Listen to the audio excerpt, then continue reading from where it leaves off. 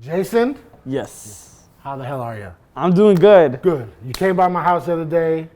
I live in the 9th Ward. Bam, bam, bam. And my dogs were going crazy. I think I was in the backyard. Yep. So who the hell's in my yard? And it was you, and we spoke a little bit, and I wanted to have another conversation with you and Definitely. be able to let the people know who you are and what we can expect when you win the seat. Yes. When? You see what I did there? Manifesting When. it. Yes, I love When that. you win the seat. So tell me about yourself. Where are you from? Who are you? Yeah. And what are we looking forward to? Yeah, so my name is Jason Chavez, born and raised in the 9th Ward in the East Phillips neighborhood. Parents are from Mexico. They came here escaping violence and poverty, making the 9th Ward their home. Then I was born, moved a lot of times in the East Phillips neighborhood. For those of you that don't know much about the East Phillips neighborhood, it's an impoverished place with a lot of environmental hazards, a lot of asthma, cancer, heart disease, where the city of Minneapolis, instead of helping the community there, continues to dump more pollution, which causes a lot of problems for our community members, especially on Little Earth. So it's a place that I really, really care about. For work, I work at the Minnesota House of Representatives.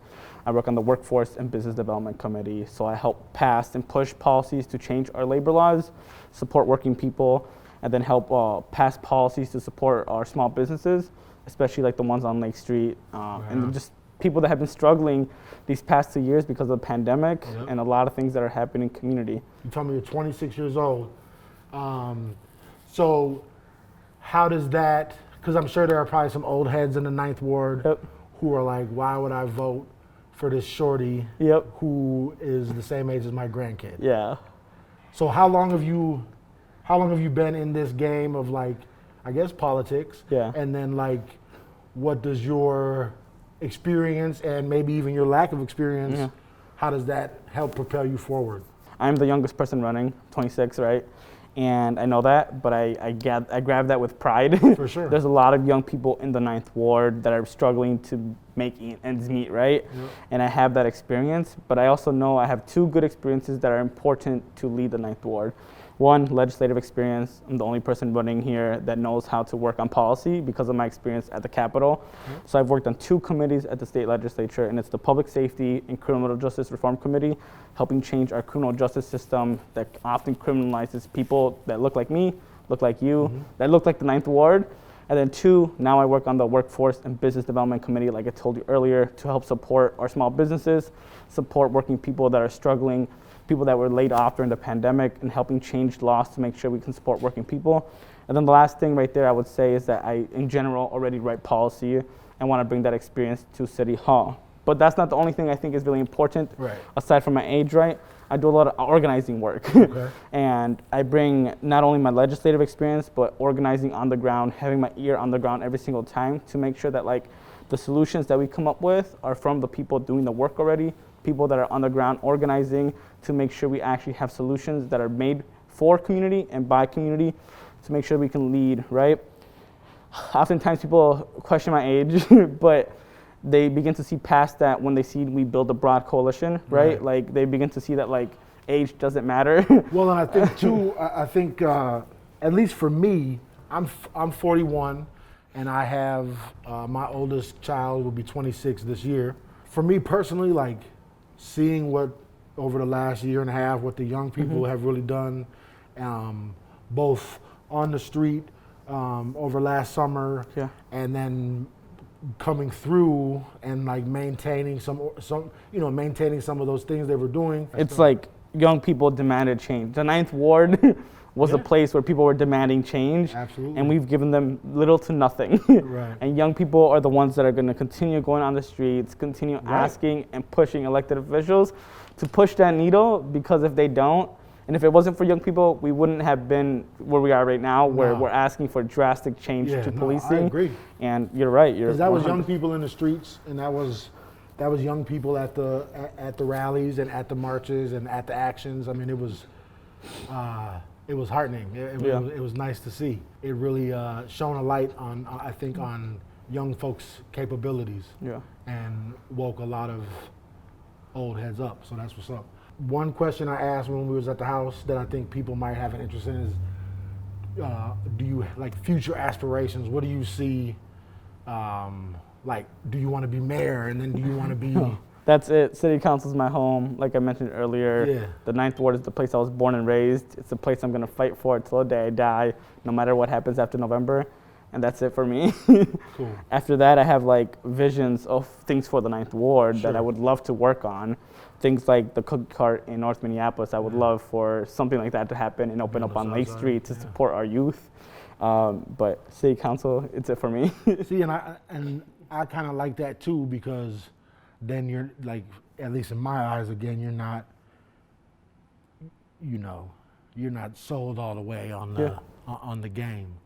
And to add to that, like oftentimes what you see politicians do is that they aspire to go for higher office, so they act a certain way when they're in office to save their seat. Instead of doing the right thing, they're like, well, I'm going to take a bad vote because I want to become a mayor. I want to Sure. become a senator, so I don't want to have a bad track record. Those people are already plagued with the bureaucracy inside them that they're not going to be doing work that is for and by the community here. So you're saying there's people who come in and say, I'm going to be here for the community, and they have all the beautiful things, but then when they get in there and they have future aspirations, then they kind of take a dump on the community. Remind us of anyone? Tell me about Yes. rent control. I know for sure in the Ninth Ward, we've got quite a few cooperative buildings. Yep. And buildings that we're trying to. Right by your house. Right by my house, yes. And so where do you stand with that, and how do we move forward with keeping people in the places they're in and getting people into places? So the Ninth Ward is way above 50% renters. Like I'm a renter right now, and oftentimes renters themselves can barely afford rent. Right. Every single year, rent increases. I know my family, I don't live with them, but their rent increases every single year, and that just means that I have to make more money every year to help support them, right?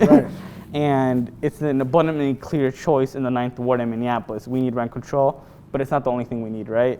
So I 100% support it. I think it's important, but we need to go beyond that. There's other renters protections that we need to make sure that happen, right? Like just cause evictions, making sure that we have the fully right to counsel funded.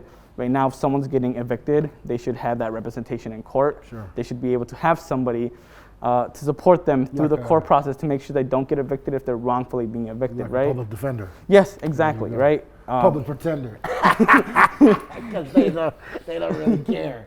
They work for the state. It's crazy. They work for the state. Like there's a lot of things that we can do, right? Right. There's like an early evictions notice that we can make sure that happens. Like if someone from our families can't afford rent and they're going to get put on eviction, that's going to hurt their chances to find another place to live in. True. What a landlord can do, hopefully willingly, but if not, there's a policy that I've been thinking about with a lot of community members, not myself, Sure. people have been pushing it, is to have a pre-eviction thing happen where the community or the person would be told that they're going to get evicted like 2 weeks, a month, 2 months in advance.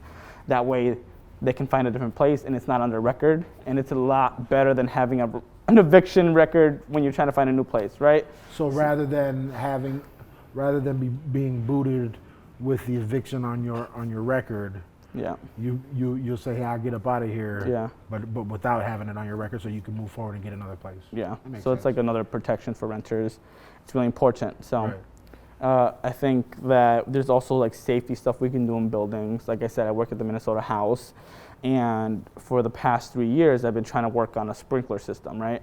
How do you pass buildings to have sprinkler systems to make sure that they can stay up to code and make sure that fires stop taking lives? Right. There's a lot of people that have died For in sure. South Minneapolis due to fire buildings, and successfully we passed it. So public housing buildings should have it. Okay. That's work I want to continue at City Hall to make sure that buildings in general are safe. People should not be dying from fire if it's preventable. Right. And that's something I really care about. So speaking of safety, how do we feel about the vote yes? Yes. So I support Yes for Minneapolis. I do support a new Department of Public Safety. I think it's been really clear that in the Ninth Ward, the policing system that we've had continues to, one, incarcerate Black, Brown, and Indigenous people. And the policing system that we have right now doesn't really solve a lot of the crimes that we have. So for me, what's important is that this new Department of Public Safety would allow me as a council member, if the people of the Ninth Ward send me there to work on policies on public safety, and would allow me to work with the people that are most impacted by it to actually figure out how we move forward. Sure. Are police still going to be there? Yes. Right. Does that mean that we're going to have an expanded amount of resources on public safety, like mental health workers, social workers, Right. people that can de-escalate situations, yes, it's even better, right? And as you've seen, the system that we had right now, which has been fully funded, there hasn't been a decrease. Yeah, it's There's gotten been more money. more money. There's maybe been a decrease in officers because a lot of them took like mental health Oh yeah, breaks. because they were traumatized from last summer. Yes. They were. The police Yep. were when, traumatized. When we were the ones traumatized because I had our to close my mom's windows because she was choking from tear gas that yep. you traumatized individuals shot at other. Yeah. I could go on for hours. Yeah. No, like I live on 35th in Portland, so I was walking home. Things were also burning Yeah. under the same policing system that we have, right? Like, Right. like So I guess I'm just a regular dude, and the Yes for Minneapolis is, it sounds like it's keeping the police that we have, but then adding some things to it to sort of decrease their interactions with people they don't really need to interact with. for sure. So basically, so the way I'll explain it, it will add a commissioner of public safety, right? Right. And then so the mayor, city council, a commissioner of public safety, and then expanded access to public safety. So it would just open up resources to help like deter crime and make sure that there's violence prevention in place, and would allow other council members to develop public safety policies as compared to right now where they're very minimal. Right. If you take some of the money and put it on the front end with kids, I mean, you even start with prenatal care and child care, and you know, giving these kids some sort of stability, which might allow that frontal lobe to connect, Yep. so that they don't have EBD, which isn't a thing. They don't have, you know, all these other disorders that can be prevented as long as their cognitive functions are available. Yeah. By the time they're your age, we don't need so many police. Yeah. And like, I have an example. So I went to school at Cristo Rey. It's on Lake Street, and they put you to work at age 14. Right. And they work y'all hard over They there. work us hard, and it helps pay for a lot of stuff, right? Yep. So I worked at Wells Fargo for 3 years in downtown, Regents Hospital my last year. And like those things changed my life. I was not a good, I don't know if I told you earlier, No. I was not a good kid. Okay. I was involved in like really bad stuff Okay. and was heading down the wrong road. But once they put me into this employment program, I was put in a culture, in a space where I was like, okay, well, I have to button up a little bit Right. and Right. act professional. And then I learned how to like do things differently. Right. And I know that if that program worked for me and it saved my life, that it can work for a lot of people. Right. And there's programs in place that we can do and the city of Minneapolis can expand to help people. Oftentimes though, what happens is you have to have a specific grade. And that Sure, oftentimes sure. isn't the best indicator of who needs the help. No. And it should be open to every single person that needs it and Right. wants it. Yeah, and that's like Cristo Rey is a very, I think Cristo Rey works for a very specific group of kids, because I've definitely seen kids that have gone from when I worked at Venture Yep. that went to Cristo Rey and who I didn't think might not have been the spot, but they did well because Yep. it was actually what they needed, and we might have been too loosey-goosey Yeah. where they needed a Cristo Rey and they needed some structure. So I Yeah. think that's dope. So like that employment program, very supportive, Yeah. helps tackle at the young age, supports people when they grow up, helps So we need helps a something lot. like that over north, Yeah, and for more, you know what I mean, for more south, kids. yeah, north, south. Yeah. There's like a step-up program that we have in high schools. Yep. Obviously yep. not accessible to everybody, No, not but- expanded, but it's something that we can, you know, Yeah. get bigger, put more money into it, and obviously help with the programming more. How do we move forward with these police that we have? And Yeah. we know we can't be a guillotine. We're not Yeah. going to just stop having police because that don't make no sense. Yeah. But how do you see working in the city council that you can sort of maybe like blow the winds a certain way? You know what I mean? And Yeah. what does that look like for you? So I think I'll answer it in a little bit. Yeah. Right now, the policing system that we have isn't meant to prevent violence. Right. And it just responds to violence. And I think that's the number one issue that we have. We have a public safety system that responds to violence and enacts violence at times, and oftentimes creates more problems in community. Right. And instead, I think what we can do in a new public safety system is have more prevention. If we get to the root causes of violence, with care, Yeah. we can actually get to the bottom of why things are happening. Right. Oftentimes people commit crimes because of lack of housing, lack of food, desperateness because there's no other option, right? People may have formerly been incarcerated, can't find a job. Why aren't we helping them find a job? Right. Why aren't we helping them with support systems, right? People might have some mental health support that they need, but there isn't enough. The Ninth Ward has 2 neighborhoods with the biggest suicide rates in the entire city of Minneapolis. Why are we doing nothing about it? Right? Like, there is nothing that we're doing to help prevent violence from happening. And instead what we do is continue to criminalize people, put people more in jail, and put more records on these families that prevents them from doing things with their lives. In a perfect world for me, we don't need police. Right. In 5 to 10 years, my hope is that things are very, very good and solid, that this new system of public safety has done and invested so much into community that we don't need them. There is obviously some times when some people don't feel safe and they will need to call the police, right? Because that's what we have right now. Especially communities of color who are impacted the most by violence, right? Like our communities are the ones that are impacted by violence the most. There is a gun safety concern that is very real and that it's impacting our communities and their families. And there's work that needs to be done, but that's something that, one, the city council leadership in Minneapolis is not taking seriously, and babies are being killed. And it's also a fact that the Minneapolis Police Department is not stopping those gunshots. People in downtown are getting shot in front of a cop outside. Why are we saying that funding more police is gonna prevent gunshots and people being killed when that's not the truth? But then a guy told me, I had a cop told me recently that we are in a city that needs 1,200 to 1,500 officers, and they only have 600. So in their eyes, if they had the amount of police they need, there would be less crime. That is a talking point that a lot of police officers do say, because that's just the way that they've seen what safety is. A lot of communities of color, oftentimes the only safety systems that they've seen has been the police, which is why they rely on the police, and even if it doesn't help them. Right now, the police helps, has taken money from CVE that criminalizes black immigrants, right? Has worked to deport undocumented immigrants in the Ninth Ward.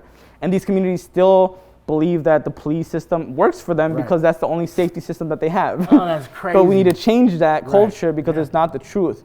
Gun violence is a real thing, and the police isn't stopping it, right? Why is the city council not calling for a public health crisis and epidemic of gun violence, right? Someone's gonna get shot no matter what you do, and what we have to do is make sure that we're supporting the families and victims of gun violence to make sure that they're supported. Funeral costs, unfortunately, right? That's a lot of money. And also like healthcare bills, like what is the city doing to support them if they do get shot? But also making sure that when we call this, because that's my plan to do, what are we gonna do in programs to make sure that we prevent gun violence from ever happening? Because that is taking the lives of many people on the north side, South Minneapolis, on Lake Street. Communities are being impacted. There's models like Cure Violence that can help support reduce gun violence, right? There's models where like group violence intervention can help reduce gang violence and gun violence in neighborhoods. You know what really helps with violence? I think if you do away with poverty, you can do away with a lot of unnecessary violence and unnecessary crime. Obviously, that's what it's deeper than that, but if we can start with like having things for people to do, why don't we teach these kids about guns when they're kids? So that they have a different view on them, and they understand that when they shoot running away, there's no control of where that thing goes. Or if they know that they shoot Full Metal Jackets, it's gonna go through 2 or 3 walls versus shooting a hollow point that might mushroom and stay in. People are gonna wild out and people are gonna do what they're gonna do. But I think if you can give some people the knowledge, that might give some kids some pause. Education and helping people get out of poverty is gonna stop a lot of this stuff. Oftentimes, the thing I talk about is both like right now what we can do immediately to make sure we can help prevent gun violence, but in the long term, not even long term, start the work now, but you'll see the effects in the longer term, right? It's like you need to address poverty, addiction, mental health, housing. When you help people with all those things, violence is gonna decrease a lot. Absolutely. Because oftentimes violence happens out of desperation because someone has to, do it because if you've never been dope sick, you won't understand. Yeah. But like if you get in those desperate situations where you really feel like this is it, you need to do this thing to get this thing, Yeah. you're going to do that. Yeah. And if we can help those people through that and onto the other side, man, I think that's a good way to reduce violence. Like when you talk about housing, at least, right? Like housing first, right? Like Yeah. how do you support someone that is unhoused, right? You don't just say they need a home. No, Right. there's a lot of things you need help with to make sure they can stay stable, right? They need maybe help with a good paying job to make sure that they can afford everything that they need. They need mental health support sometimes. They might need addiction support. Right. They need wraparound services that Wraparound make them services. live their best life and help them see a world differently because they at least have the support to be able to live freely. Right on. I appreciate you. Listen, Jason, it's been fun. Yes. I hope it's been informative for some folks, and I hope we can get the message out there so people know who you are and know who to vote for. Yes. And be looking for more Chavez yard signs. Yes. I chopped one off today. Thank you. Ward 9. Thank Yes. you. Yes.